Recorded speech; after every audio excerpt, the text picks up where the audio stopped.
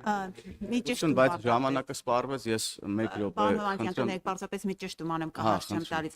Մասնակցության թիվը կասեք ձեր Տիկին կուսակցության Մանավազյանը պատվիրակների մանրամասները հիմա քանիսն են քվեարկել։ Տիկին Մանավազյանը Քվեարկության մասնակիցների թիվը 1028 է եղել եւ ուրեմն քվեաթերթիկների մի րոպե քվեարկել է այս պահին քվեարկության ներողություն եմ խնդրում վավեր քվեաթերթիկների թիվի 932 այո 932 ունեցել ենք անվավեր չօգտագործված քվեաթերթիկներ այդ ամբողջ հանած այսինքն 1028 մասնակիցների թիվն է 932 վավեր քվեաթերթիկների թիվը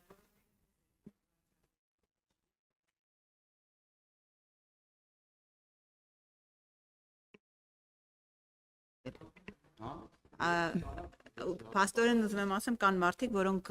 չեն քվեարկում քաղաքացիական պայմանագրում էլ Փաշինյանի օգտին։ Այո, կան նաև մենք ժողովրդավար կուսակցություն ենք եւ նաև դուք էլ խոսալու թեմա ունեք այդ իմաստով։ Ես իդեպ ձեր հարցից առաջ ուզում եի հենց մեր երեկվա